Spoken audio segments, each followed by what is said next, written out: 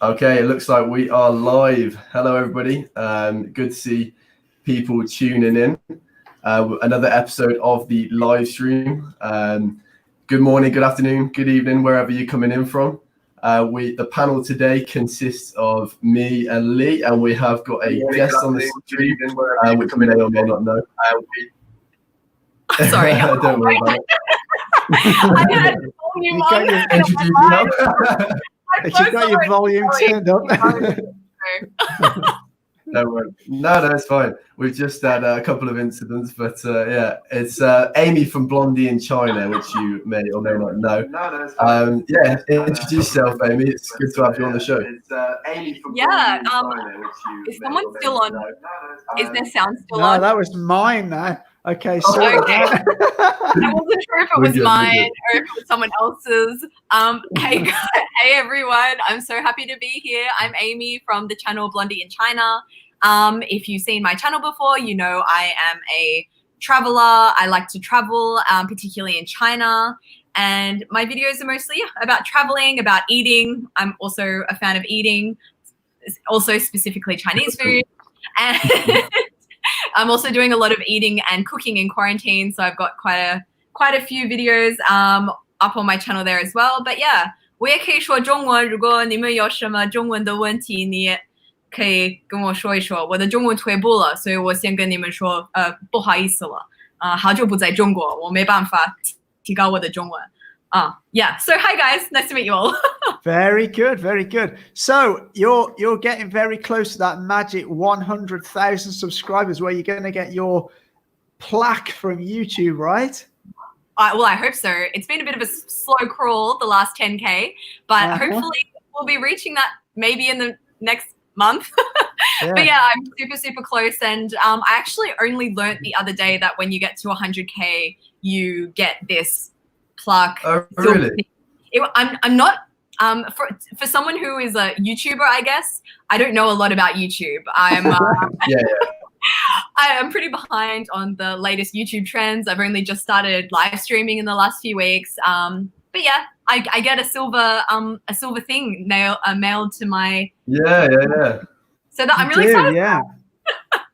Yeah, I used to do a channel when I was younger. Actually, I kind of grew out of it. It was predominantly around gaming, and I did reach the 100,000 mark. But I was young at the time, but I didn't receive the 100K plaque. I'm not sure why, but hopefully this time around we do receive it. I think I might have just done something silly with addresses or something when I was young, and it just didn't turn out to be that way. But we're also approaching it as well, so it'd be nice to have that in the background of I don't think they'll ship it to China though. They probably won't ship it to China. They'll ship it to no. Back in the UK. UK address, Where in the UK? Yeah, if there are any. By the way. Worcestershire is where I'm from. It's like kind of like the closest city is Birmingham. Yeah, exactly. Yeah, it's where the source. I'm a fan. I'm a big fan of this. Whereabouts are you from in Australia? I'm from Sydney. So yeah, Sydney and Australia is now heading into our winter. And if anyone knows Australia, our winter is really nothing too fierce, but we still find it cold. It's had a bit of a cold snap this week, and freezing here, 16 degrees. Oh, the fire is on. Got a little like a fireplace here. It's pretty hot now in Shenzhen. It's hitting sort of 28, 30. But the humidity just is killing. You know, look, I miss Shenzhen a lot, but I do not miss the Shenzhen humidity. Like, it's oh my gosh, go outside and just automatic sweat. Yeah, it's been a bit strange. It's strange this year. You know, you normally get 3 or 4 weeks of that time where the air is really wet. Yeah, we didn't really get that so much this year. It was just like a few days, but the winter here, if you can call it winter, was really mild this year. That's good. It didn't really go that cold, did it, at all? We didn't have many cold days at all. No, I much prefer being here than in the UK, like 10 times over. It's just terrible back in the UK. But you've just how often? Sorry, how long ago was it you went to Dongbei in China? Dongbei, that was my last trip to China, and that was in January. So I was supposed to be in China for like 2 months making content, but I ended up only being able to be there for like 2 weeks. So I went to Korea, right? Pardon me? You went then to Korea, didn't you? Yeah. Oh my gosh. Like the last few months has been this coronavirus. Like I was in China and things got, in the time that I arrived in China to a week later, things really ramped up. And I left China a couple of days before flights stopped. And then I was like, oh, where's close by and kind of safe? And I was like, oh, I'll go to South Korea. And then I left Korea the day before the huge spike in cases there. And I went to Germany, and I was like, oh, Germany, I'll be nice and safe in Germany. And then Europe decided to be the new epicenter of this thing. And then I got an emergency flight back to Australia a couple of months ago. So I've now been in Sydney at my home with my parents for the last few months. Crazy. Yeah, it is. So it kind of chased you around the world a little bit then. Yeah. Literally. Actually, yeah, Harbin, where you left, that's actually in the last sort of few weeks has been the worst place in China, simply because there's been a lot of people coming across that Russian border. Yeah, I heard about that. Not necessarily Russians, but Chinese nationals coming back. So they were kind of in lockdown in Harbin. I don't know whether that's still the case, but that was where all the Heilongjiang, that area was where the bigger problem has been in the last sort of few weeks. I heard about that. Super sad. Super. China are kind of slowly being a bit more relaxed with the rules recently, aren't they? Because I know there's some sort of traveling between Korea and China and mainland and Hong Kong as well. I don't know about Hong Kong, but Korea, they're now letting business visas in, but the people must, if they want to travel to China, they must get a certificate within 3 days before they travel to prove they're negative. And then they need to be tested within 2 days of coming into China again. But from a point of view of loosen up, they're now talking, I think next week they're going to start opening cinemas and things like this. Gyms are open again in Shenzhen. They obviously have to prove they can put sort of protections in place to the government. So the government gives them kind of checklist of things they have to do. But things are starting to open up. And interestingly, we went to a sort of fairly rural area a couple of weekends ago to Meizhou, and there was virtually nobody there wearing masks at all. Because that was super unexpected. Literally nobody. We were the odd ones out wearing a mask, whereas in Shenzhen, if you're not wearing a mask, everybody's kind of looking at you and thinking, why aren't these people wearing a mask? It's really difficult at the moment because of the heat. It's it is. Yeah, I hate wearing face masks, and especially with sweat. Like, oh, my poor chin. But I think you really have to give the authorities in China some credit for the way they sort of attacked it and got it under control. They and especially the people in Wuhan, I think they really took a sort of they sort of took it for the rest of China, really, because they locked those down. I know a couple of people who live there, and for 2 months they were pretty much not allowed out their homes. The one girl I know, she says if we want anything from the store, they like designated some community members to do shopping, and they had to WeChat what they wanted, and that community member would deliver it to them. They just weren't allowed out the house at all for 2 months until they got it under control. So, but I think they did a pretty good job. I think, Wuhan was to an extent sacrificed for the rest of China, really, I think. Yeah, especially in the beginning, I felt so bad for Wuhan and the people of Wuhan, and obviously receiving so much hate from around the world. And regardless of whose fault this whole thing was, there's no reason to demonize and put down an entire city's population or an entire country's population because of the actions of however many. So for me, that was what was really breaking my heart. And just like it was just a really bad time for the world in so many ways, not just economically, politically, but like just so much hate going on around right now, which breaks my heart. Yeah, I have friends in the UK, Chinese friends, and they are nervous about going out wearing a mask because of the verbal abuse they might get. And I think that's really sad. Yeah, seeing these videos on social media of like an Australian who was born in Australia but who happens to have Chinese origins, receiving verbal abuse on the streets or when they go on public transport, which is just so not okay. So if anything comes out of this, I hope it's just a bit more understanding and compassion and love for your fellow human. It's never okay. I think for fear brings out the worst in people, but it also brings out a good side of some people, and it shows like I've had friends back in the UK who are volunteering to go out and get the shopping for elderly people and things like that, and those are the people that you want to look towards and sort of rather than focusing on the hate. And I think a lot of people are going to come out of it with a newfound appreciation for certain things. Like one thing I've heard and I've thought about is you get caught in a kind of momentum with your busy life. And like being isolated gives you time to kind of reflect on what you actually appreciate.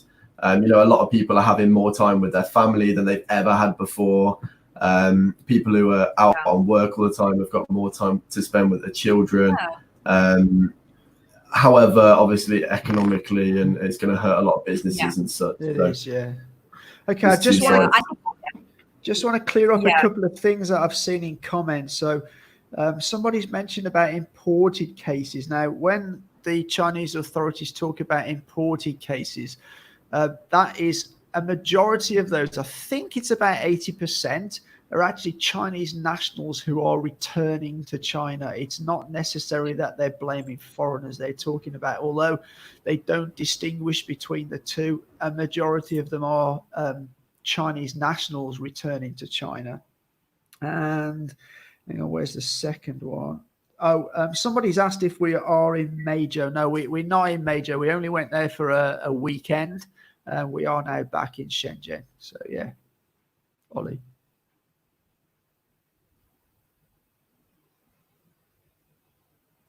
Okay, so it looks like we've lost Ollie. Am I still here? Yeah, you're still there. So, Amy, great. Can I ask you, what is the general feeling in Australia about sort of? I see Australia have got it well under control compared to a lot of other countries. So, what's the feeling of Australia about how other countries are dealing with it? What's the sort of vibe you get there? Yeah, like Australia, I'm super proud of Australia at the moment. Like when I first came back to Australia, I was like, oh, all these people going to Bondi Beach and spending all these time in big groups and things were spreading. And I was like, this sucks. People just need to like pull their heads in and do what's best for everyone.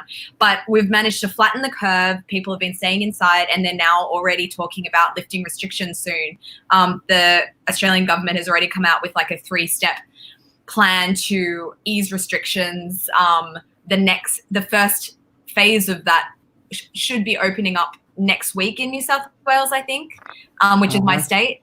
And hopefully I'll be able to have a small picnic with my girlfriends for my birthday next week, which I'm super excited about. Nice. I am socializing outside of my home in quite some time. But yeah, in Australia, the general feeling is that, we've done a good job, but we've seen also other countries lift restrictions too early. And I myself am kind of scared that, we're still getting like anywhere from 15 to 20 cases every day. Like if we lift restrictions, is there going to be a huge increase? What's going to happen? Is it safe to actually go outside and be doing the normal things just because restrictions are eased? So I think that that general feeling is shared by some people. But yeah, I think people are quite keen to get back to daily life and just happy that we can kind of go back to some semblance of normality, because I know a lot of countries isn't that way at the moment, and that's really, really hard. Over there, have you been able to like get out of the house at all and just go for walks by yourself and things like that? Yeah. It's never been full on lockdown. So I'm able to go to the supermarket. I'm able to go for a walk. I'm like, for the first 2 weeks I was in Australia, I stayed at home because I was quarantining. I didn't even go near my parents. But yeah, the last few weeks I've been exercising, walking. I even went to the Chinese supermarket the other day, which was that was the furthest trip away from home I've been to, and I stocked up on all the ingredients. But yeah, not really too much. I haven't been pushing it that much, but at least we can go outside. It's not super strict. Yeah, you've been exercising your cooking ability. Yeah. Yeah, I saw that video about the chili oil. Yeah. And you kind of liking it at the moment. You keep making that, do you? Yeah, I love it. My stomach probably does not like it. I should probably eat chili oil sometime soon. Yeah, we're going through seriously a jar of that stuff a week. But yeah, no signs of slowing down at this stage. Seriously, this quarantine lockdown period is making me #wife material. I'm cooking up an absolute storm. Like, I'm making noodles, stir fries, dumplings, wontons, like you name it, I've made it. Really? So have you learned how to make these things from scratch whilst being in China? No, I did not learn how to cook in China. Like, whenever I'm in China, I am at a hotel or a hostel. I don't have access to a kitchen. And there's just so much delicious, cheap food in China. Like, why would I want to cook for myself? It's only when I'm out of China and I'm getting the China food cravings, which I am so much at the moment. So that's interesting. My day is, okay, so I'm going to give you a little outline of my day. I wake up, I think about what I'm going to make for lunch, and then I decide on a recipe. I finish lunch. I think about what I'm going to do. I look up recipes. I go to sleep and I'm already thinking about my coffee and breakfast in the next morning. My day is centered around food, what I'm going to make, how I'm going to make it. It's, as much as this whole not traveling and, life is different and #the new normal is affecting us, I am trying to make the most of it, and I'm going to come out of this a way better chef. Yeah, that's you've obviously you can tell you've been in China for a long time, because that's how most Chinese people live. They're constantly thinking about the next meal because they cook 3 times a day. Yeah, we've said this multiple times before, but so you get on really well with Chinese food then, because yeah, I think there's mixed sort of feelings about it in this panel here. Yeah, I mean, I do like some Chinese food, and not all of it. However, I lived in Shanghai for 2 or 3 years, and I much prefer the food there because it's a bit sweeter. It's a bit more like a Western palate, and I'm not very keen on kind of water. Obviously, Chinese call it soup, but we would call it stock or broth. They like this sort of water noodle kind of food, or a lot of watery-based food, and I don't like that. I much prefer that. And when we were back up in Shanghai a few weeks ago, I was loving it because they've got much more kind of sort of sweeter foods, So. Yeah, fair enough. Everyone has their own palate, and I remember when I first arrived in China, I had like this concept of Chinese food. Like, seriously, the first time I came to China, I don't know if I can swear on this, I knew all about China. Like, I came to China, fresh slate, and it was when I came to China that I suddenly started realizing, Chinese food isn't just, sweet and sour chicken. I started in like small areas, I was in Shanghai for my first year of being in China as well. So I can totally relate to, enjoying more of the sweeter things, the less intensely spicy things. But now, oh my God, I am totally on the spice train. My palate is like so welcoming at this stage. I think with China, there's so many different areas, and there's so many different types of food. You go from one part of China to another, and the food is very different. I live for that. There really is that is what I live for. Like, I go traveling, I'd say 80% for food. Like, before I go anywhere, before I even look at what is there to do in that city, I'm looking up what is there to eat in that city, and I have every meal planned out. Like, yeah, that is certainly. Do you have any favorite food in Shenzhen? Shenzhen has some lovely some lovely things. Just going to shout out this alley cat here. Thank you for your generosity there. Shenzhen's a bit of a weird one because it's kind of, they don't really have their own local food. They so do. They so do. Really? This might be a thing. This might be a thing where, like, because you speak Chinese, you might realize that more. Like, because we might have, like, I might have eaten a lot of Shenzhen food, but I wouldn't even know. Do you know what I mean? Well, the thing is, like, Shenzhen kind of is grouped into the Guangdong general food scene. Right. If I'm not talking about like specific, like Shenzhen was originally like a fishing village, and it does have a really long history, Shenzhen actually, but it has a long history as a small fishing village. So I actually did go to an area of Shenzhen, which is kind of on the outskirts. It's about an hour and a half drive from the city center, and it's famous for its oysters, and they have houses built from oyster shells and sides of temples. Like, it was used as a building medium. So Shenzhen actually has a very long and rich history of oyster farming, and there are some absolutely fantastic oyster restaurants that you can go to.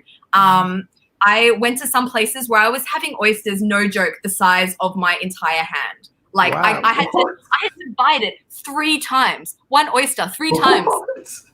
Wow. Well, you're gonna have to tell us where these places are, because I haven't seen any of those.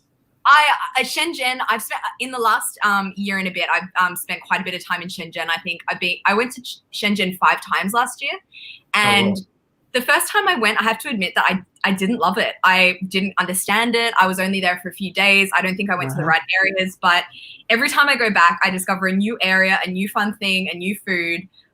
If you guys see on the road those guys that are like at breakfast time, they've got those big trays and they're like slotting it into this oven, and then they're kind of scooping it up with that thing, and there comes a little roll. You have to try it. Yeah, I've tried that. You like that, don't you, Ollie? Yeah, what's it called? Changfen. It's my favorite Shenzhen breakfast. I love that. Oh my gosh, this is not good for my mental health right now. I'm just thinking about all these amazing things I want to do. When I saw your Shenzhen breakfast video from a while back, I was thinking, I haven't seen any of these. What's going wrong? I've been here for 6 months and I haven't seen them. But I think what it is, it's probably I never really go out at breakfast time. I kind of just buy cereal and have it in. So they're probably all cleared up by 9 o'clock, 10 o'clock in the morning. Right. So I'm just not sort of going out to find it as such. And also, like, food isn't in this degree of like specificity, isn't everyone's passion. Like, it's my little thing that I love to do and really get into. But yeah, like, if you want any tips about what to eat in Shenzhen, let me know. I have some great restaurant recommendations. Cool. Yeah. Do you guys spend much time in the OCT area with all of the amazing brunch places?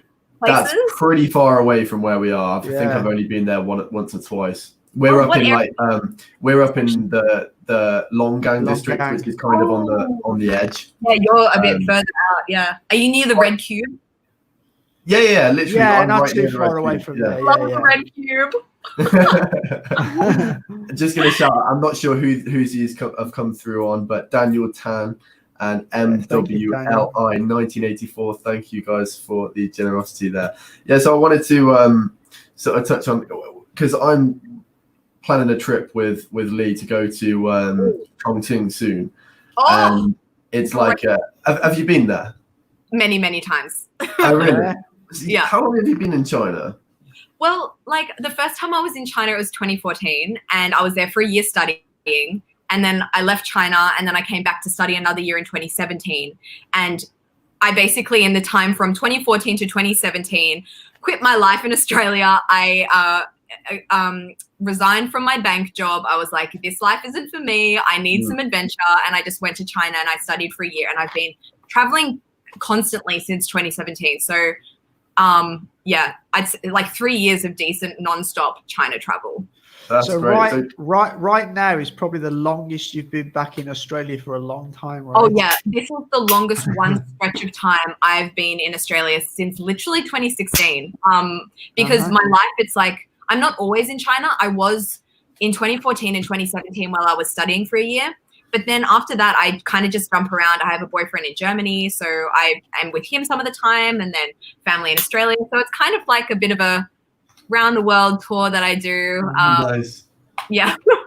So you don't have like a base in China when you stay here then? You just kind of go from...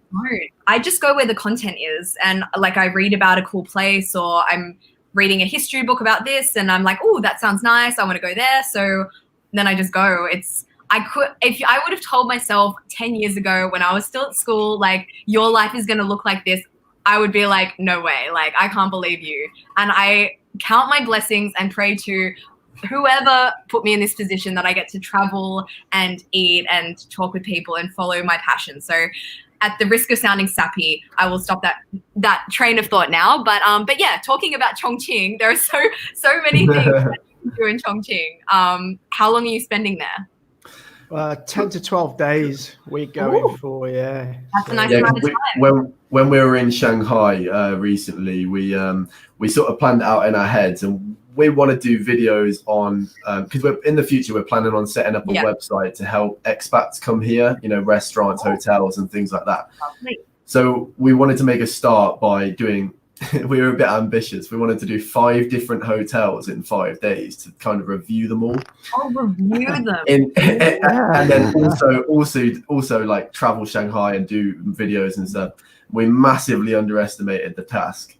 And it was just way too much to take on within 5 days. So for this one, we were totally burnt out. So for this one, we've kind of planned to go for much longer so we can have rest days, I think people don't appreciate how much work is involved bringing a 10 or 15-minute video to YouTube, Crazy. Okay, we do some walk and talks, which are relatively quickly, but even a walk and talk, by the time you filmed it, edited it, wrote a bit of a script, you're looking at best part of a day. But then others, just to get a 10, 15-minute video up there can be 2-3 days easily. By the time you thought it out, filmed it, edited it again, because it sorted through all the footage, because you obviously take maybe 10 times more footage than you use. And I think some people just think it's like a 5-minute job, just take a video and put it up on YouTube. But it's really not like that, is it? Yeah, it's really hard. I don't know, from how I do it, like I spend weeks researching places because I go really kind of in depth into one place. I spend weeks researching, and then when I get there, I spend like 5 days, 7 till often 9 p.m. at night, getting all my content, talking with people, trying to get people to agree to do interviews with me. It's so intense, but I love it so much. That's not me complaining. And then the editing is just a whole other thing. But again, I love editing. You learn a lot though as well. But yeah, you do. And then sometimes it's kind of disappointing, isn't it, when you upload it and it doesn't do very well, and you think, oh no, it's like, oh. Yes. I did one video about I was in Quanzhou, and I was so into into that city and about what I was doing and learning more about that city. It's a super interesting city, so many different religions and cultures there, because it used to be a trading port of the maritime Silk Road. Anyway, boring. I spent so much time editing that and getting into that, and then I posted it, and I think to this day it hasn't got over 30K views. Oh. And in my head, I'm like, it's one of my favorites. But I think everyone, that's true. It doesn't. So many videos like that. It doesn't exactly correlate with the amount of views you get, which is your favorite video, because your favorite video can be just a completely random one that you really enjoyed filming and even editing. I really enjoy editing some of them. Some of them not so much, but I really enjoy editing and getting creative with some of them as well. I apologize to jump in here. We're running a little bit behind. Godfrey, I feel hungry now. It's from all that talk about food. Me too. Again, I apologize if these have come in on Amy's channel. I'm not able to see in the back end software I'm using here. X Scissorman, thank you very much, giving us some thumbs up there, and Liang Lu for the super sticker. If you just want to let everyone know, if they want to send in any comments that are in Chinese, you're able to answer those. However, we're okay, not. I will try out my Chinese. 先跟大家说，我的中文非常非常不好，退步了的也非常厉害。Anyway, 如果你有什么问题不会说英文的话，就直接跟我们说吧，我可以帮你怎么说呢？翻译一下，翻译是对的，翻译一下，所以多多问我们一些中文问题。我的中文怎么样啊？跟我说一下，快来吧。Sorry for putting you on the spot there. Did you learn your Chinese before you came to China, or did you learn it? Did you learn it in China? It's all a bit here and there, really. So I studied Chinese for 3 years at university in China for my. So embarrassing. My first, like after 3 years of studying Chinese, you would have thought I could have communicated to some level. Absolute failure. I couldn't even ask the waiter for a glass of water. But then actually just being in the environment was the best thing I could have done for my Chinese. And slowly, without me even registering, my listening began to improve. And then when I did an intensive language program at Tsinghua University in 2017 that also really helped. I also did the Chinese bridge competition. I don't know if you've heard of it before, but it's like a Chinese TV show about definitely one of the weirder things that has ever happened to me in China. I was in a Chinese reality TV show. I saw that.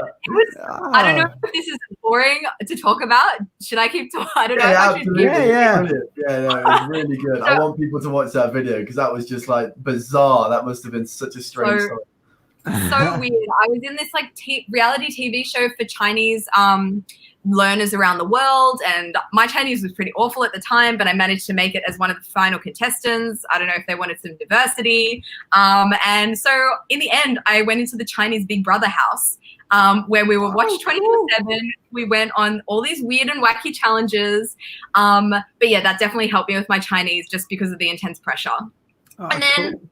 But yeah, just I had Chinese roommates for like 6 months, which was like, that was the best way that I learned Chinese. And they're still some of my dearest friends to this day. I have a bed waiting for me back in Beijing when I finally get to go back. I actually have a job waiting for me in Beijing next year, which I'm super excited about. Full-time travel reporter. So wow, cool. Yeah, my first really cool. job in many years. First real job.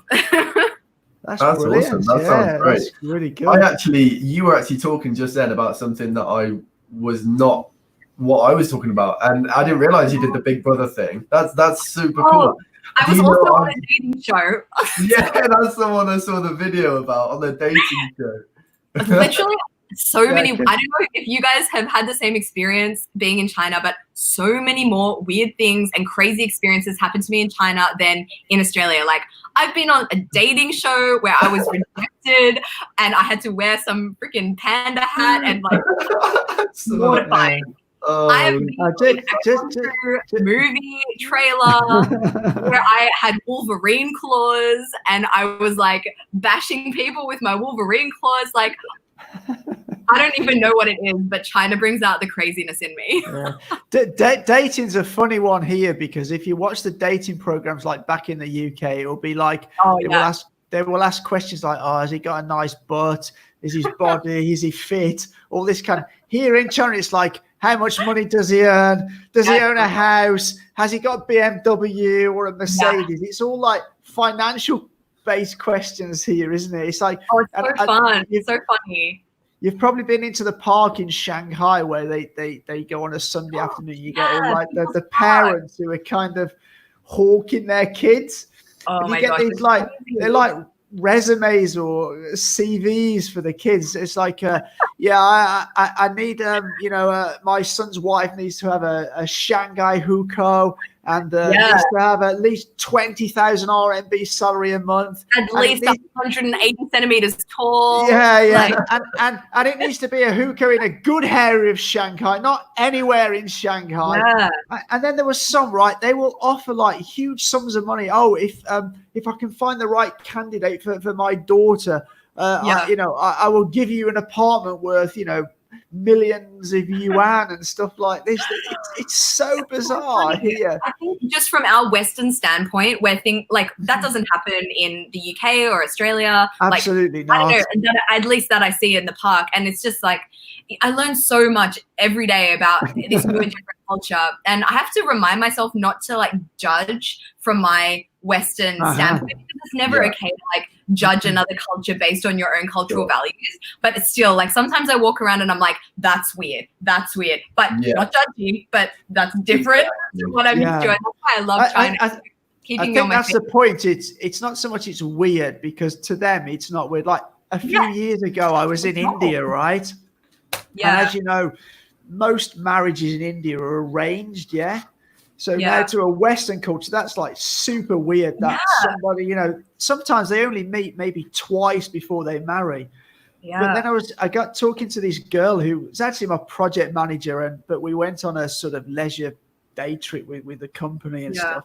And she was saying, but we find it really weird that, you know, Westerners like date a number of people before they get married. You know, it's just like, I can't get that into my head.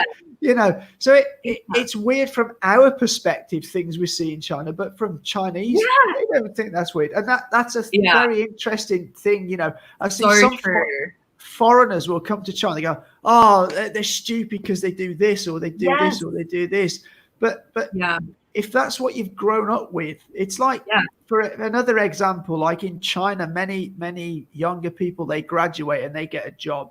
They send a fair portion of their salary back to their parents every month. You know, now to a Westerner, we think, what? You know, that's strange, but it's not strange to them because that's how they grow up. They know that that's what's expected of them. And also, it's come from thousands of years of tradition, like filial piety and the concept of respecting your parents has literally been in existence for thousands of years in China. And the way that Chinese do things, for example, like I know it's just like it's one of my pet peeves when some of my friends come to China and the first thing their remarks about China is, I don't like the toilets and I don't like, I don't know, the spitting. But like China has been using toilets like that for so long. Like, and I think it's a fair point that they are a lot cleaner than Western toilets. Actually, they are more hygienic. You get a lot of Chinese who will actually squat on a Western toilet because they think it's unhygienic to sit on the seat. So, and actually, if you look at it from a scientific point of view, they probably are more hygienic. It's just that Westerners find it difficult because we're just not used to that squatting, you know, And different doesn't mean it's not right. And that's what I try and tell my friends and family when they come to China. Like, just stay open-minded. You're going to see some stuff that isn't what you're used to, but don't automatically go to a place of negativity because absolutely. I just want to pick up on the spitting as well. So I don't see a lot of that at all in Xinjiang. When I lived in Guangzhou, I saw much more of it. Now, I'm much older than you two. And I remember growing up in the UK when I'm sort of in my teens, I remember everybody spit.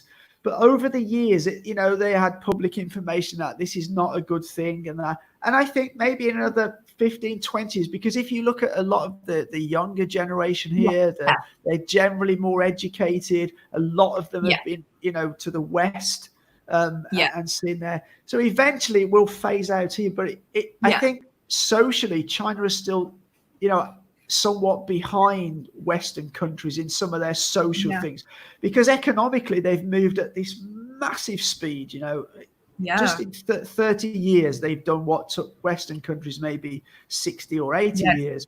But some of their social things haven't kept up with that speed. Like it's at the moment I'm taking an online course at Harvard. It's cool. It's a free online course. Anyone is open to do it. A huge number of Ivy League universities have opened up all of these free online courses for people to do during these lockdown times. And I've been doing a series of ones about Chinese modern history. And I'm learning about like China even just 100 years ago, like China's last dynasty ended in the early 1900s. Like that was their like traditional imperial kind of China. Like that was only 100 years ago. Like, so up until very recently, people around that were born in imperial China under a under the Qing dynasty. Like it's so much social progress. And you see all of those, what do you call them? Like different black, white, what do you call those? Contradictions. contradictions. Yeah. You've got westernization versus traditional culture. You've got, respecting your elders versus wanting to move to the city and lead a more urbanized life. Like, there are just so many social things happening in China. And I find it personally very fascinating to see how China is dealing with like this crazy speed of development. Even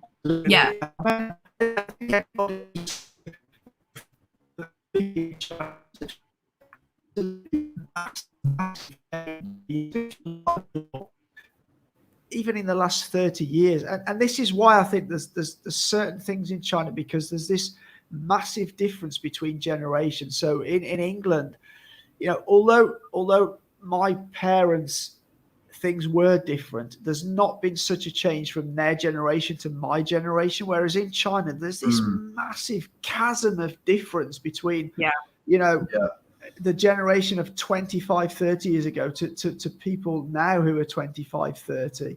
I speak to many people in their sort of 20s, and their parents lived in very, very poor times.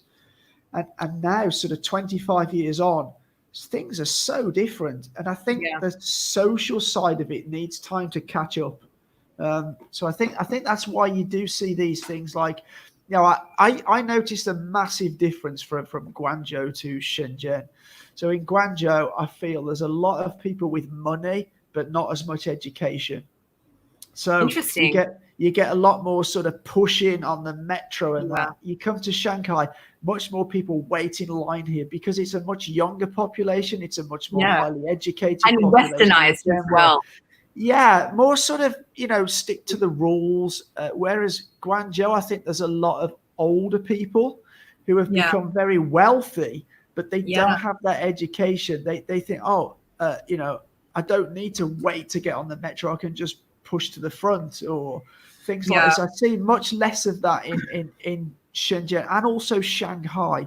And I think that's because the sort of younger generation. I mean, I feel Shenzhen is a very kind of young society because Shenzhen is so new, like one of the newest cities. Like I think that Shenzhen celebrated 30 years. That's right, since it opened up and the reforms. Like while I was in Shenzhen, I was researching a lot about how it went from being like this random fishing town and suddenly opening up and becoming this place of like, I don't know, like a free trade zone, one of the first. That's right, Deng Xiaoping in China. And it's just crazy. Right. And also, like all of these foreigners who came to Shenzhen right in the beginning and ended up settling in Shenzhen. And you still see some of those. There's one bar in Shekou in Shenzhen that was developed. It was the first Western bar in Shenzhen, actually, maybe potentially in China.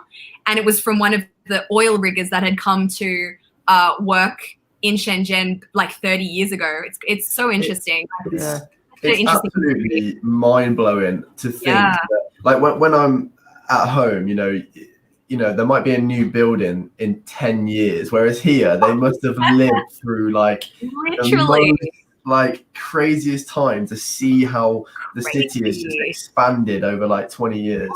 It's like I can't imagine it. I just can't imagine it. Yeah. Well, sorry, go on. Go ahead, Amy. Sorry, no, I'm so sorry. I interrupted you there. Go on. Go ahead.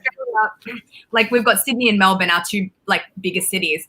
We still don't have a high-speed rail from Sydney to Melbourne. We've been discussing it, I kid you not, for like 20 years. Yeah, we're the same in the UK. It's just nothing gets done. And, when I was in Guangzhou, I was traveling sort of backwards and forwards to the UK probably 5 times a year. So I'd be like in Guangzhou for 2 months, maybe a month or two back in the UK, then back to Guangzhou. And literally, I'd go back to the UK for 2 months and I'd come back to Guangzhou. I don't remember that skyscraper being there when I was there before. And they just put in they're going up like a floor a day almost. And I just think that one thing that I find really difficult to convey to people back in the UK is that just the size and scale of the cities here and the infrastructure is just absolutely incredible. It is. Like a fraction of the time.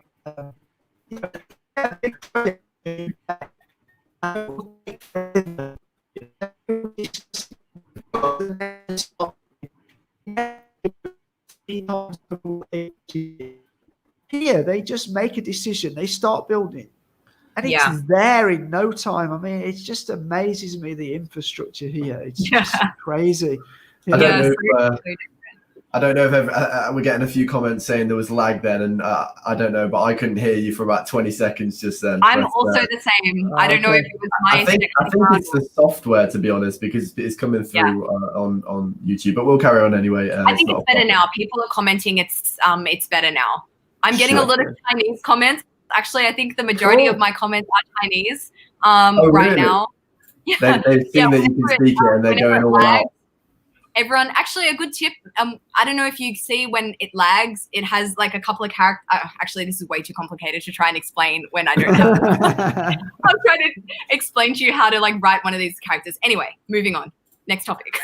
I'm just going to give some shout outs to people who have super chatted. Eddie Lim, Simon NG, Xiang Lu, Tuk Wei Lam. Sorry if I'm butchering the names here. Daniel Tan and Norman Tan. Thank you guys so much. Thank you guys to everyone that is giving super chats on my channel. Really, really appreciate it. I see you all.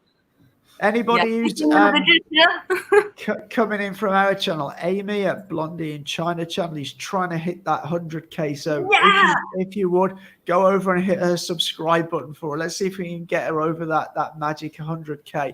You know what? Also, I'm pretty sure you guys will hit 100K before I do. Like you guys are growing so fast.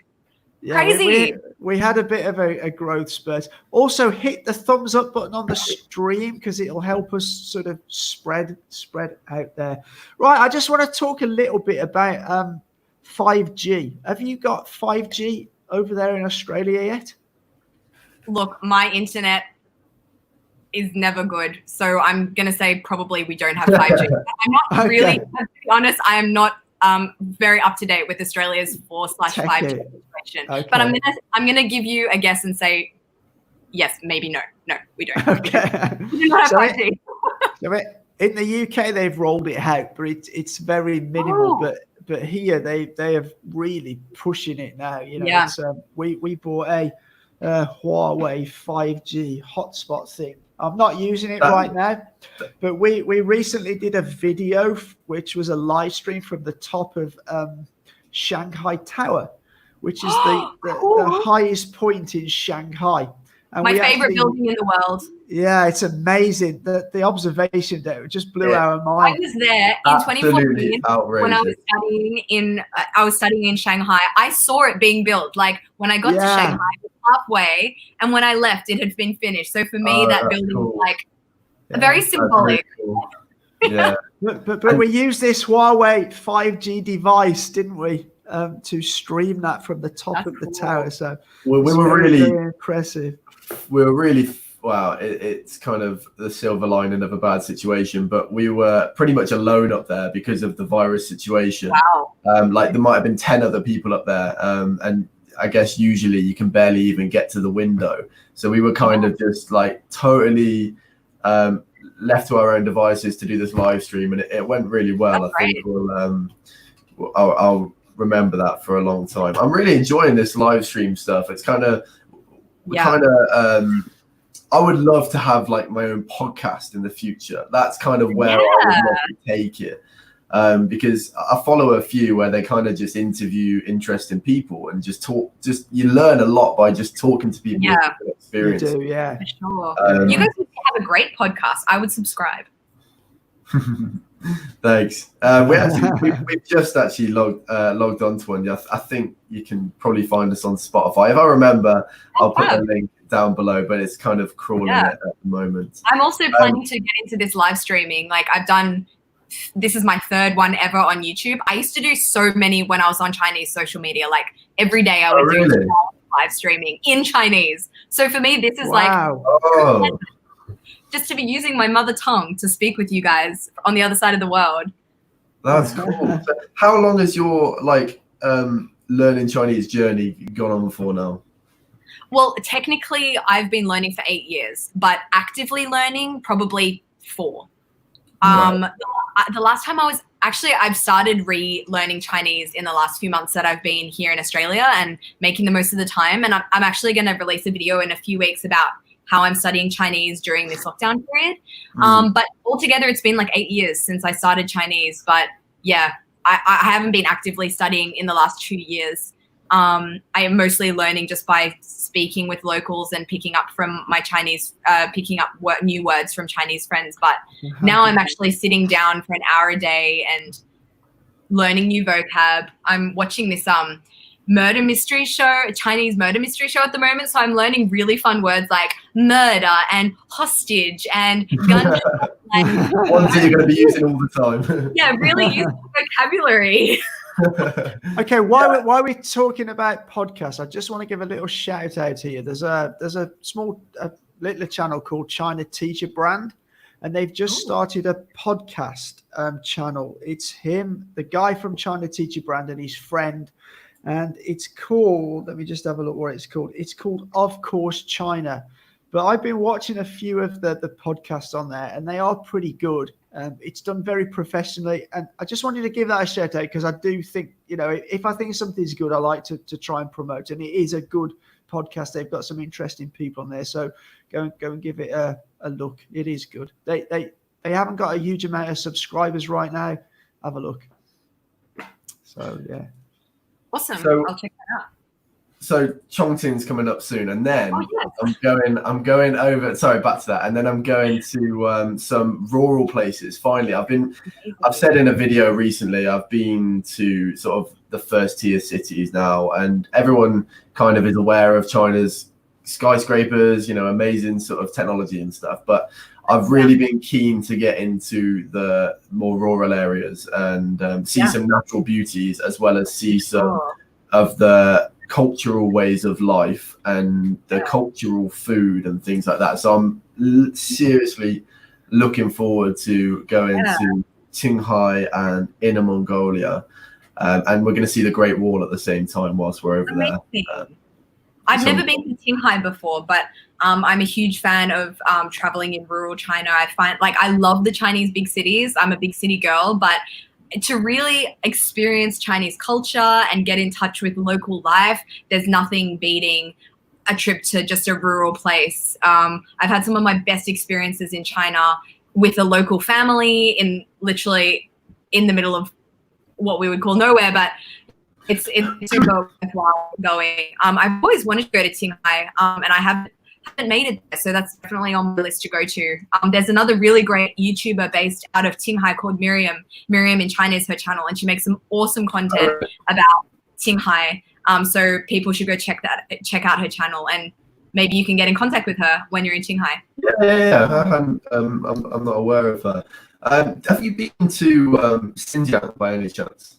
I have, but not as much as I would like. I have been to Urumqi, and that's pretty much all. I definitely need to go back and see more of it because it's got some of the most amazing natural scenery and beautiful scenery in China. So I definitely want to be exploring more of Qinghai in the future. So many places I still need to explore more, and China's just so big. So I'm glad that I have an interest in China, not a really, really teeny country that takes a year or so to explore. I don't think I'll ever finish exploring. Exactly. Yeah. It's just so big that you think before I was here, I'll speak for myself anyway, I thought visiting China, whereas now I think visiting each province is a totally different thing. Different. Yeah. I mean, it's just a huge place. So diverse. But we're hoping to get up to Xinjiang in the autumn, aren't we? Because we hope to dispel, there's so many Westerners that think that religion's banned in China. You're not allowed to practice religion in China. Yeah, when I lived in Guangzhou, there's a massive Muslim community in Guangzhou. They have areas, some are, lots of them have got restaurants. Often I would go to a sort of, Muslim kind of restaurant.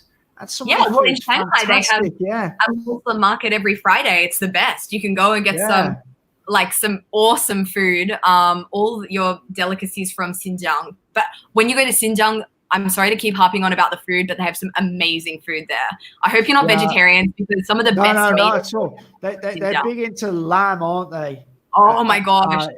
And I love the way they cook the lamb. It's just, and actually it's more my kind of food, because it's not water-based food. There's a lot of more drier food. So it really suits me. It's more Middle Eastern, because it has a lot of influence in Xinjiang. And the food is so good. I'll send you some dishes you can try. Cool. Sure, yeah. But I find it funny when we get a lot of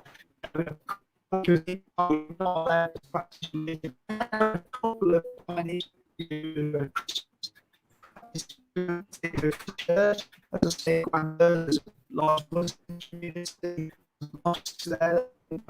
So I just want to try and get out there that actually religion is not banned in China. I'm just going to stop you there. You need to say that again, because neither of us heard what you said. It lagged again. Oh, okay. Say the whole thing again. I just want to say that, religion is not banned in China. I know a couple of practicing Christians here in Shenzhen. They have a church here. Maybe we should do a video on that sometime. Video the church in Shenzhen. Like when I was in Guangzhou, there's mosques in Guangzhou. There's a huge Muslim community in Guangzhou who get on with their own stuff. They have their own businesses. It's a big thriving community there. It's not like what Westerners think, that they're all sort of prevented from practicing their religion at all. Yeah, I haven't been to the last time I was in the only time I've been in Xinjiang was, oh gosh, I think 2017. So I haven't been recently, so I can't speak personally about like what it's currently like there. But I know that it has some absolutely amazing things to see and do there. A rich history. Worth exploring. Yeah, that's right. We hope to get up there in the autumn. And it'd be really nice to interview local people, but many people have told me how fantastic the scenery is and how good the food is. Great. Yeah. Like, I was in Kazakhstan. I came from Kazakhstan to Xinjiang, and my plan was to go along the border, and some of the most beautiful things to see is right along the border of Kazakhstan. You've got, I think, Kashgar is right there. I may be getting my geography totally wrong, but like, also I think one of the biggest mountains, or is there as well? KN? Kailash Mountain. What's the name of that mountain? Is it KN? I'm not sure. I'm not sure. Please, what's that mountain called? Is it there? Is it my imagination? Somebody will know in the comments. Someone help me. Okay, it takes a few seconds for it to catch up. But yeah, anyway, nice things to see. K2. K2, yeah. That's the second largest mountain to Everest, right? Look, I want to say yes, but at the same time, I don't know. That's the same. Somebody said the raisins are super tasty in Xinjiang. Oh, they are. Raisins are so good. Also, you want to get yourself some hami melon. I think hami. Okay, yeah. Hami, and there's a melon called hami gua. Hami is a city near. It's in Xinjiang. I'm pretty sure. Well, wait, maybe that's in Gansu. I'm getting confused. But anyway, they have lovely fruit there also. Lovely stuff. So somebody's asked, are there any restrictions with Westerners going to Xinjiang? Not as far as I'm aware. Did you say Shenzhen or Xinjiang? Xinjiang. I have no idea. I'm not up to date on the situation in terms of. I'm not aware there are. I think the only place in China where I know there's issues is Tibet. You need a visa to get in there. I've been wanting to go to Tibet for so many years. And the only reason I haven't gone yet is just it takes a bit of time and effort in terms of like organizing a visa. I think that you can't go alone. You have to be in it. Yeah, I was about to say. You have to be in a travel group, don't you? Yeah. And I don't know, I just hate organized travel itineraries. Yeah, me too. Not good. Yeah, I hate can't. that. I also really want to go to North Korea, and it's the same thing. Like you have to go on an organized group tour, which of course, need to do that. But so many places I want to go, but I don't want to go on an organized group tour. So let me ask you a question. as somebody who's traveled quite extensively around China, Amy, would you say it's what we have a lot of Westerners who perceive China as a bit like North Korea, how it's closed and people are not allowed to do anything. Would you say that's a fair assumption, or would you say that people are pretty sort of in my opinion, and from what I've seen and the people that I've talked to, people in China have a lot more freedom than the majority of people would think. Like, I know people on commenting from their personal Weibo account onto government Weibo accounts, giving their personal thoughts and ideas, and that's encouraged. I've heard from those people, but no, I wouldn't say that it's very closed. Some of the most open-minded and forward-thinking people I know are Chinese and live in China, and I've never felt restricted being in China. I've never felt unsafe, or I've never felt I can't do this or I can't do that. Also, I'm not a crazy person. Like, I'm not going out like trying to do these crazy things. So, so no,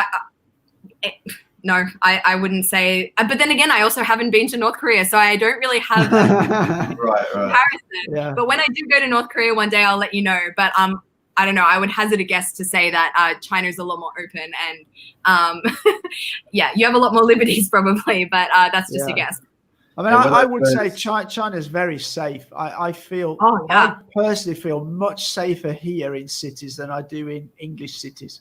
Yeah, like you can go to any park at any time of day or night. Like in Sydney, you don't go to parks at night. Like that's just a rule that your parents teach you. Just there's where homeless people go. Don't go to the park. But I go for runs. Like Xinjiang has the most beautiful parks, and I'm running through them and walking through them like all hours of the night, and the only people you're going to see in there are people playing chess and cards and kids running around, often alone. Like, yeah, I have people asking me, is it safe to travel China as a solo female traveler? And I'm like, probably the best place you can do it.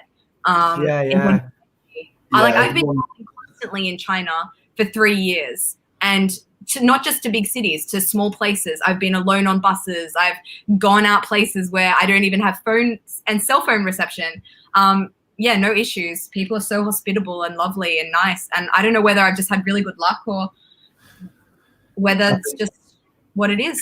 It was definitely one thing that opened my eyes as soon as I first came here. I'll never forget. I can even remember the exact situation it was. When I first arrived, I was just kind of trying to take as many night walks as I could, just trying to explore the area.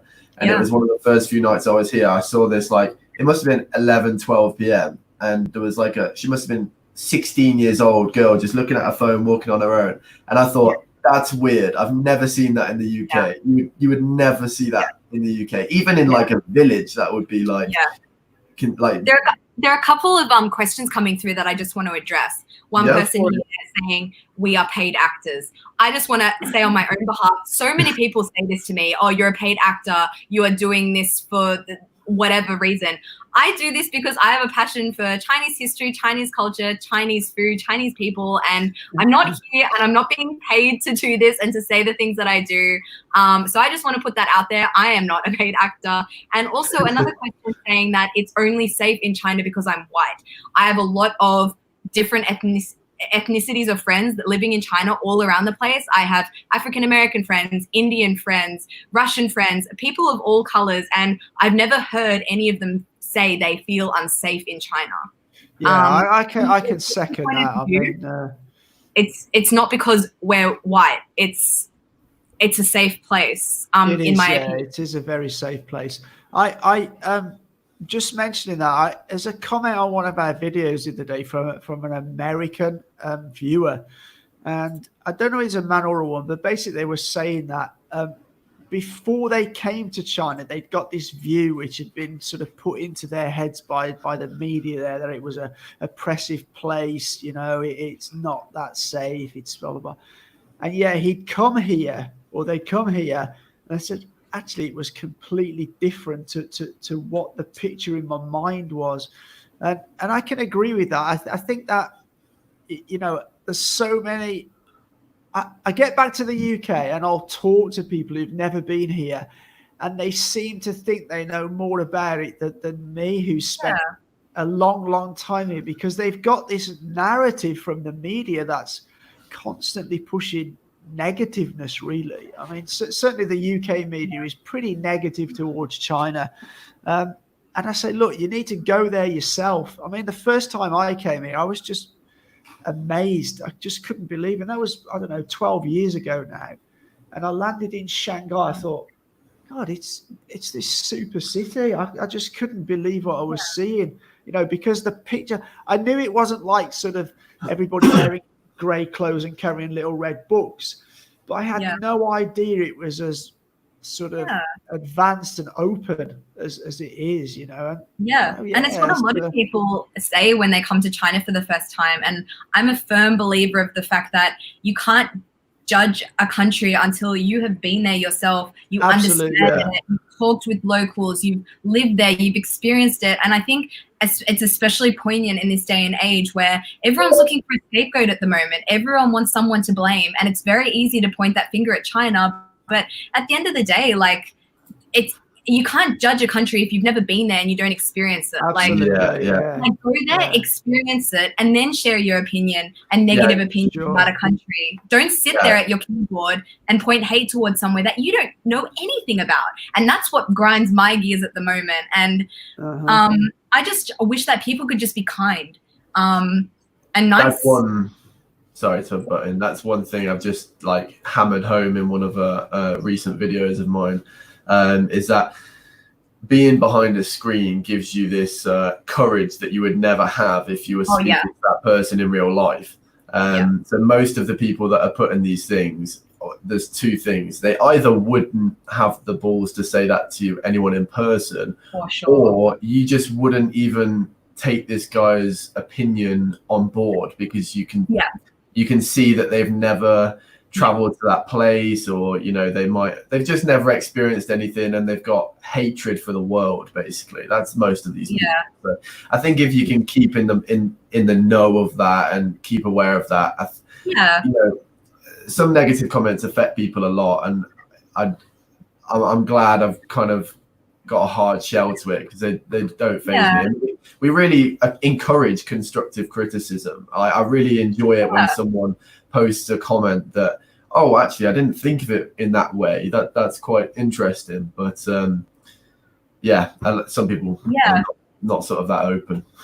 I think it comes with the territory. Like when you get to a certain level of subscribers or certain amount of people know it's inevitable that you're going to get some hate. And especially when you vlog about a topic like China, like I keep thinking to myself, and it's just something I think sometimes, it's like, if I was pull a country out of the air, like Thailand. If I was a vlogger about Thailand, would there be people in my comments every single video questioning my motives and why am I talking about this? Why do I want to say that? Like, why is it so bad to love a country? Like, that's right. Yes, it's true. I would imagine you might get less of it if it was a different Asian country, just because of the fact of the Western China anti-sentiment. A lot of why I do what I do, because I want to show people like just a view of what it is. Like, I'm not just going, like, I don't talk about politics because I don't know politics. I'm not interested in politics. I'm unashamedly saying I don't read the news because it makes me depressed. So I don't have the information to be answering all these controversial topics. Like, and it's not my place to do that. I'm not a politician. I'm not an economist. I don't know what's best for anyone's country. All I know, and I can talk with certainty about, is good food, how to have time in China, where to go. Like, hit me up if you want some itinerary tips. But if you want to talk politics, I'm not the girl to go to. That's one thing that's kind of, you can really, if you want to be uplifted a little bit, you can definitely be safe to know going to your channel. You can have that sort of vibe. And I enjoy that. I do find it strange how you get these people if you are positive about it. I mean, it's very easy to be. You could go to any country in the world and find negative things. Every country has negative stuff, but if you just want to sort of blog and make videos about the positive stuff, I just find it bizarre that you get sometimes these people attack you saying, you're paid actors, or you're being paid by the government of that country. It's just such stupidity, really. Just Why can't you be somebody who's positive? It'd be very easy to go down that negative. I could find lots of things that I personally find negative about China, but I could equally find so many things I could find negative, probably about every country in the world. Every country has its craziness. But it depends whether you want to report on negative stuff or positive stuff. It's and like, of course, I'm the same. Like, of course, there are negative things I could be talking about, but in this time of so much hate and negativity going around, I just don't want to be contributing to that. So it helps nothing. Yeah. No, like, and whether it's talking bad about this country or that country, like, just want to be friends with everyone. Just want to be able to like have a laugh and show people that the world isn't as serious as maybe they think it is. Sure. Yeah. What was your original motive to start up a channel? I feel like I might sort of have an idea, but what was your original motive? Yeah, it was mostly like, as I said, I started off on Chinese social media and I started posting videos about my life as a foreigner in China. And I started thinking that I wasn't really doing, like, what was that actually achieving? Showing, like, there are so many foreigners in China making videos about their lives as a foreigner in China, but that's not teaching anyone anything. That's not spreading positive, like, no, it's not positivity, but that's not inspiring anything really useful. So I thought it might be better to move to a Western platform, and instead of targeting my videos as a foreigner's experience in China to Chinese people, instead just showing what my Chinese life is like, and showing I'm more than aware of the negative stereotypes and the things happening of Western countries towards China. So I wanted to more put some positive vibes out there and show people that China isn't this scary place. Like, I've been living here and I think it's very lovely. Like, people are only ever kind to me and my friends, regardless of their race or their gender or, I have a great time in China. I love China because it's just that place that I just feel that really sense of connectedness. It's something you just can't explain. I think if you travel a lot and sometimes you come to a place where you're like, yeah, this, I get a good vibe from here. Yeah, I just wanted to spread a little bit of some of the cool stuff that I do in China. And it's been great. I've experienced some really cool things and pushed myself to experience some things that I probably wouldn't have done if I wasn't hunting for content. But yeah. Yeah, one thing it's pretty similar to us. Like, before we made it, I was probably here for 4 months or so, and I was getting a lot of questions from family and friends about this and that. And when I would have video calls with, particularly one I remember, which is I had a call with my grandparent, and she was so surprised just to see that it was clean behind me. And I was like, you have got no idea. Like, this is everywhere around me is spotless. Like, they didn't even know that. She was surprised to see that there were supermarkets. And this, I'm really thinking, like, I need to start showing people like what it's like. So, but like, there's stereotypes about every country. Like, there are a fair amount of people out there that think Australians ride around on kangaroos to work. Like, I think there would be a fair segment of the world population that would actually think that. So maybe I should make some videos about Australia, dispelling some of these stereotypes. Okay, I've got a question here from Scissorman. The traffic or the way Chinese drive might be unsafe comparing to Western countries. I think that is what we can improve. The rest is really safe. Yeah, I do think the driving is very different. However, I'll be honest, I haven't seen that many accidents in Shenzhen, traffic accidents. I think the driving style is different. Now, when I went to India, I saw loads of accidents because I think the driving there is super crazy. And when I first came to China, I thought it was crazy compared to the UK. But now I understand how they drive. I don't think it's as crazy as I first thought. It's just different the way they drive. It's a different mindset. I don't drive here. I hope to soon. I hope to get a license soon. But I think it's just different, It's so different. Like, it's a different mindset. I think when you drive in China, you are always prepared for someone to come in front of you, or you're always aware of what things. But I know in Australia, you don't expect for someone to suddenly cut you off in traffic or pull in front of you. So when it happens, that's absolutely right. Yeah. Oh! So it's just different. I completely agree with that. But I myself, not me commenting on which country does it right or wrong. I don't have the balls to drive in China. Yeah. I don't know how I would go with that.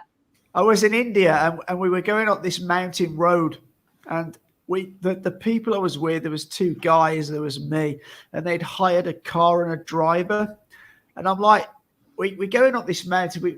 The incline's about 5,000 feet. We're going up to a tea plantation, and he's like overtaking sort of trucks on like blind bends and that, and he's just honking his horn.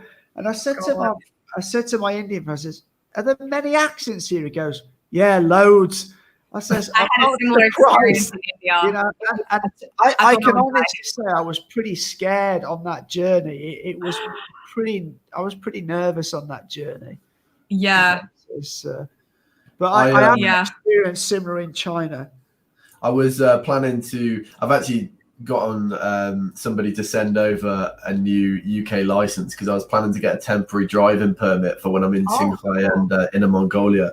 But I'm having second thoughts. I'm like, I'm not sure. I'm a little bit doubtful. I think if you're confident, you'll be fine. And like, I have to preface this by saying I was nervous about driving in Germany, like on the other side of the road. For me, I'm as an Australian, and you guys as well, you'd be used to driving on the left-hand side of the road.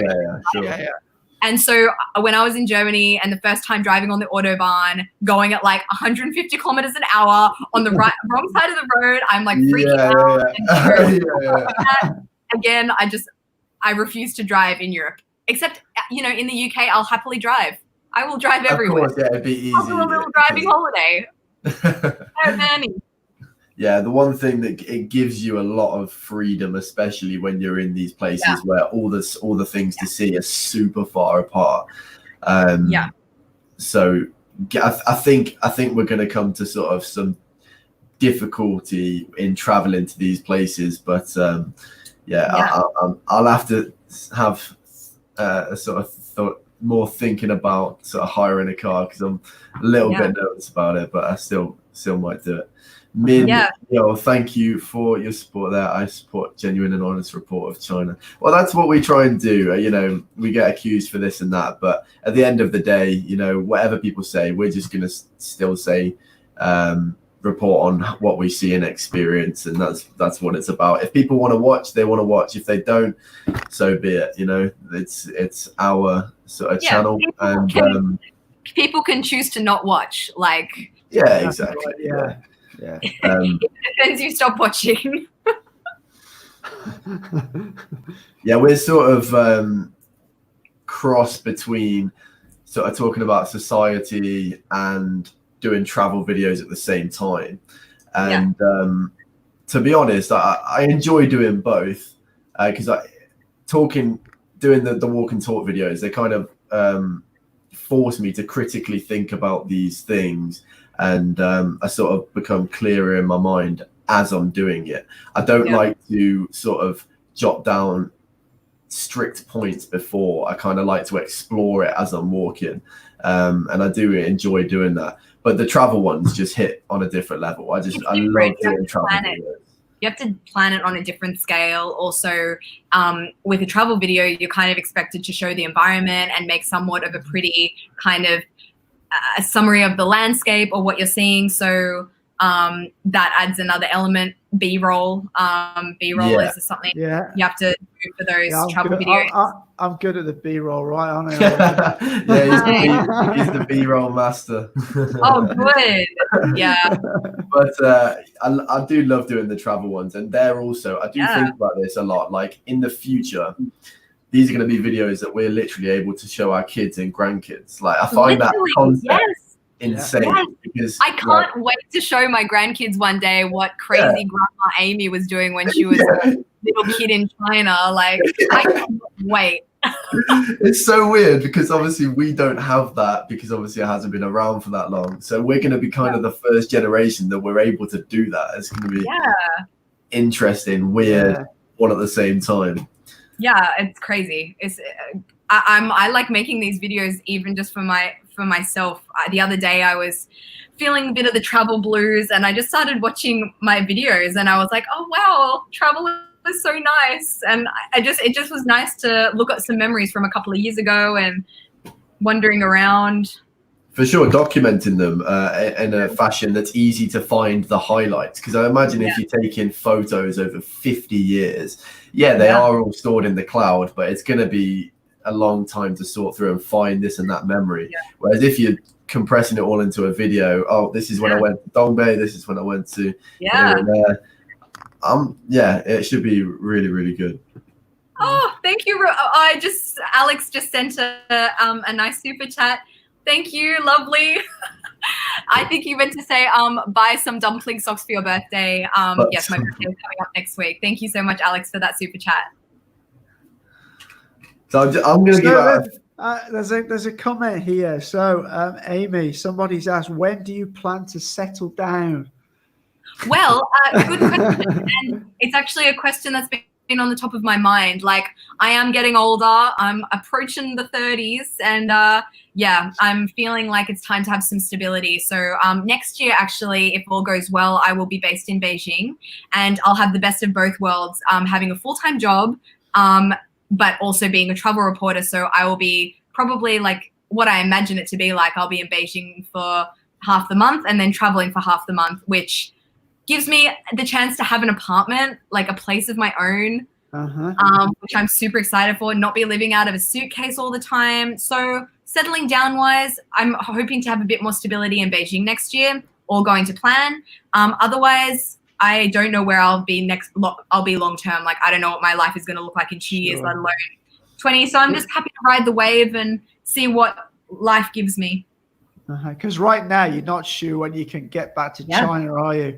What's the situation like about opening things back up? I have no idea here what the situation is. I suspect the Chinese government will look at, once it's contained much more in other parts of the world, pretty much China's the only place now who've really got it sort of back under control. There's not many more places. I know Australia have done pretty well, but in Europe it's still pretty bad. So I think China will be very, very nervous to open its borders back up, because it could easily kick back off again. Yeah. So I really don't know when it's going to be, and we've heard nothing, any official announcements of that. So I don't know what you're hearing in Australia. I'm not thinking I'm not going to get my hopes up about anything. So I've told myself I will be in Australia until mid next year. Just so I'm not getting my hopes up and then to be disappointed. So I'm now looking at content strategies and making Australia travel series, and whether that would be interesting to my subscriber base. But yeah, I have no idea when it's going to, from both sides. Like, I don't know when Australia is going to allow me to go traveling, let alone when China will let me in again. So it's all a bit, it's crazy. I can't believe I can't believe I'm living in this time right now. It's so odd. Yeah, it's. Sometimes I catch myself. This will be something that will be in the history books in the future. And we've lived through it and we've documented it. It's crazy. Lee, you just need to pause your stream there if it's running, because you're lagging a little bit more than everyone else. Okay. No. Thank you to Samuel that just sent me a super chat. I'm not sure what currency that's in, but it looks very exotic. So wherever you may it does. I've not seen that one before. Thank you. Thank you very much for this. What currency is that? What country is that from? No idea. Is it Indian rupees, maybe? I don't know. No idea. No, I'm not sure. Wow, learning. Can someone comment where that's from? This is a really strange time, and sometimes I just sit here and think about it, thinking, like, I just reflect on it and think, this is crazy. It's like, what actually is? One thing I've been thinking is people keep saying, oh, when are things going to get back to normal? However, I kind of don't think they ever will. I think this is kind of just going to change people's thinking, people's perception on things. People are gonna, especially in China, people are going to be like wearing masks for a long time after even this is totally cleared up. I wonder when are people going to start hugging and handshaking again? It's going to feel so odd. Yeah, like by the way, today is Mother's Day. So happy Mother's Day to all the mothers out there, or all the daughters, happy Mother's Day. Daughters. But yeah, today was Mother's Day. So we had my grandma come over to our house. We're now allowed visitors, up to 2 visitors are allowed to come over to a household. And we had, we call her Babcia. I'm from a Polish family. So anyway, Babcia came over, and it was so weird not being able to give her a hug or give her a kiss. Yeah, it's weird. But at the same time, I see a positive in the whole no kissing, hugging situation, because I'm always caught out in those awkward, are we double kissing? Are we single kissing? Are we hugging? I always mess that up. So, you know, if we're not going to be kissing and hugging for a while, it won't be the worst.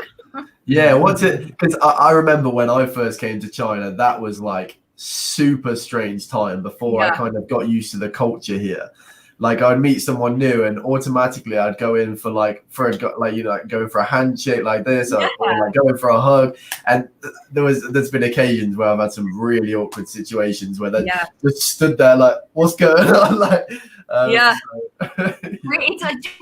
As we were talking about before, like being a different culture, things are different, including how you greet people and talk with people in the beginning of a conversation. Like, actually, a question for you: how do you find living in China, not being able to speak Chinese? Like, what are some of the difficulties that you face?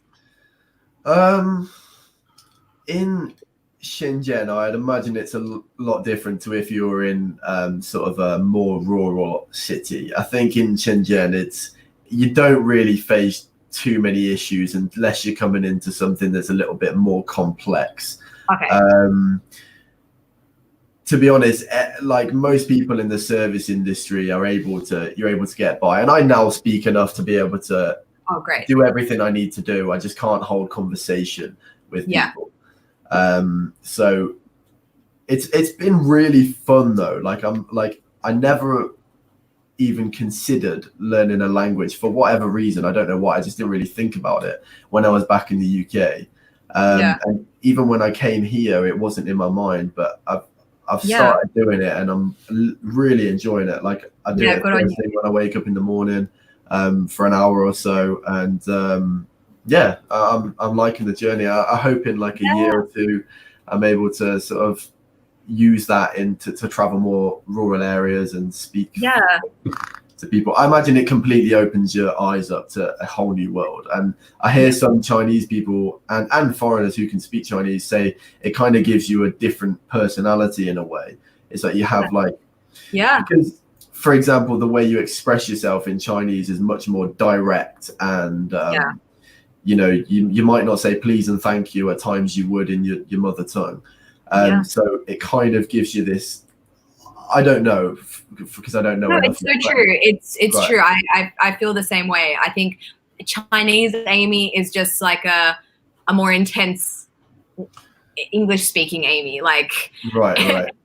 But yeah, learning Chinese has been literally one of the best things I've ever done. It's been not just the fact that it's Chinese, just learning another language is such a humbling thing to, you know, be able to speak with someone not in your mother tongue. And I feel like I have 1.3 billion potential new friends. Like I now like being able to sit down with an really old Chinese grandma and talking about her experiences way back when, and to be able to understand her and chat with her and get that firsthand information. It's like, whoa, I can't believe that I can do this. I still have a long way to go. My Chinese is every day that passes that I'm not in China, it gets worse and worse. So I'm hoping to, speak some more Chinese. When things open up a bit in Sydney, go and find maybe do like some subscriber meetups and chat Chinese and maybe make some new friends. I have like 3 friends in Australia. It's really sad. I'm never here. I haven't been there for a while. But you just mentioned subscriber meetups. That's something we haven't really toyed with at all. We haven't really thought about it, but we've had a couple of comments about it saying that you should do one in Shenzhen. And I did my first ever meetup in Shenzhen. Really? And I really wanted to. It was a weird experience. Like I really wanted to do a subscriber meetup. And I always had, but I was like, I'm not big enough, like who would want to come or whatever. And then I decided, okay, there's enough people in Shenzhen that might want to meet up. So I was like, okay, I'm gonna put it out there that I want to do a subscriber meetup. And then there was some really weird comments, like, what if there are like weird guys that come, and then I got really worried about it. And then someone was like, you're not allowed to do outdoor meetups or something. I don't know what the rule there is, over a certain amount of people. And I was like, what if like too many people come and I don't know. Oh no, yeah. Long story short, there was no problem. There was quite a few people that came, and it was so much fun. And I made some new friends. Actually, through doing YouTube and through Instagram, I have made like some of my best friends right now are friends that I've made through YouTube and Instagram. One of my best friends I met in Shenzhen because she commented on a post once, and we got chatting, and now we talk every day. Like, it's such an awesome opportunity to just make some friends. It is, yeah. It is quite a community, and sometimes it's weird in a way that the number on the screen is almost impossible to conceptualize. Like, you can't imagine like filling an arena with an amount of people that have watched a video of yours. There's no way of like crazy realizing what the effect it has and the knock-on effect it has on, say, for example, you put up a video that's, you know, made someone's mood better. You know, they then go on to talk to everyone else in a better mood, and it has a ripple effect, you know. Absolutely, it does.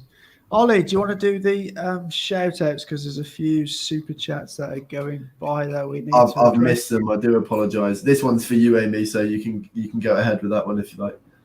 Amy, I personally believe in jiao to add fuel, but what is Mandarin for to add chili oil? So jiao, he's a YouTuber, but I'm not sure what you're talking about there in adding fuel. Are they on about jiao, like add oil? Are they on about? Yeah, I think he wants to know what chili oil is. He's a YouTuber, but okay, I understand the question now. I think they're asking jiao, the when people are like, yeah, come on, let's go.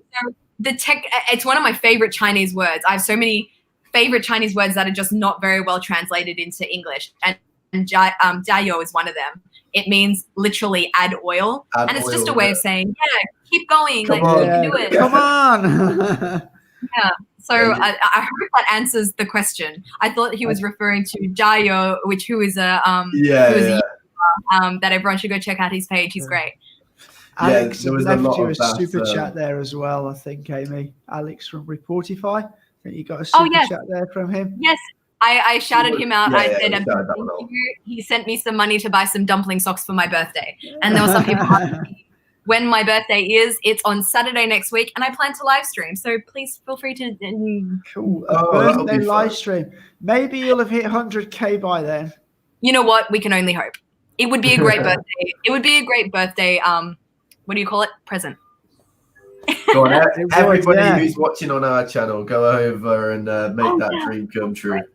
Oh, guys, I would, be so cool. Let's get Amy to 100K before her birthday. Yeah, that'd be cool. Yeah, that would be nice. We will probably be finishing up, I imagine, here in about 10 minutes or so. So if anyone has any questions, make sure to get them in as soon as possible. We've really enjoyed this. This has been great. And hopefully we can do sort of this again in the future. We've only recently started having I don't even like to say it because I like to think of it as a three-way thing, but we've only recently been starting to ask people to come onto the show. And I really enjoy it because you just get to speak to people that you might not get to speak to if we're not doing the YouTube thing. So apart from the fact that there are 600 people watching right now, it feels like I'm chatting, having a bit of a social sesh, like can't go out and party. So live stream. It's 11:30 here. I'm 11:30 p.m. chatting with human beings and my family and my dog. There's a lot of people at the moment who are asking me, like people from the UK and friends and stuff, asking me what it's like back here now, and I kind of feel bad to tell them, look, my life at the moment is completely back to normal. I'm just doing my everyday stuff, and I have been for about 3 weeks now, and I do sort of just have sympathy for everyone who that's not the case for, because we lived that a few months ago, so first out first in kind of thing. And clearly all the work from the health professionals, the authorities has really, paid dividends. Paid off, in the end. So yeah, it's not quite as busy outside as it was before, but it is like every day. I mean, sort of this weekend, go to the sort of shopping centre here. It's pretty busy. Can't wait to go But what the Chinese authorities are doing is to encourage people to spend money. They have this kind of like lottery.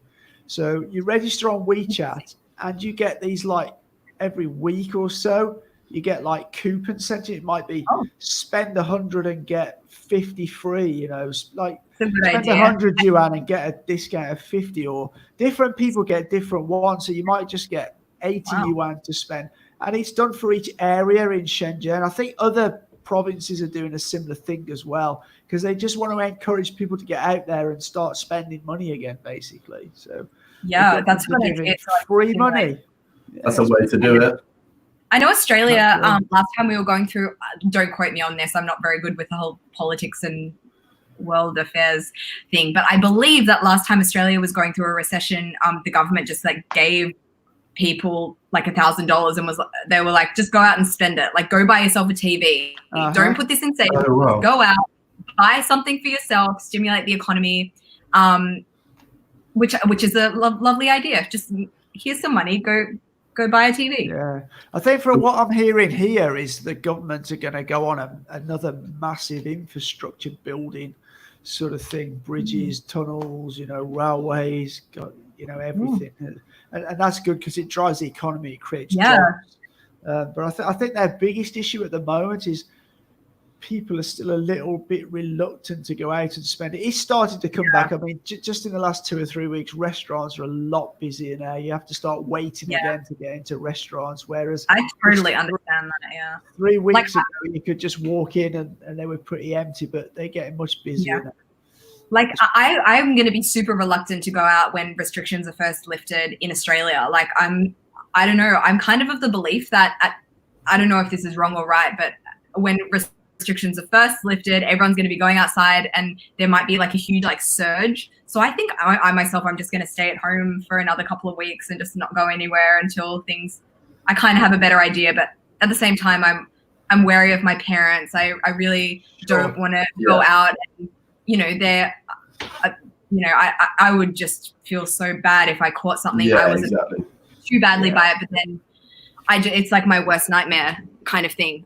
So yeah, I'm playing it super safe, super safe. One thing that I'm really enjoy seeing on social media at the moment is when the real sense of community to like get over it. Like I've seen in the UK yesterday, it was VE Day and everyone was out on their sort of driveways, like social distancing with the flags out, and everyone's having a cup of tea and a beer like on the street. And like you see people doing dance routines and everyone joins in, like they're standing on their balconies and everyone's shouting off the balconies and singing. And I like that. I like to see those sort of videos.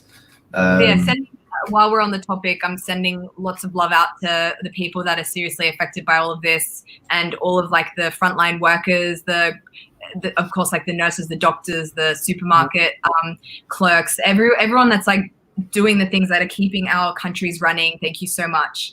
I think it's I think you see a lot for the health workers, but there's also a lot of other service workers. Yeah, the garbage collectors, they're doing their thing.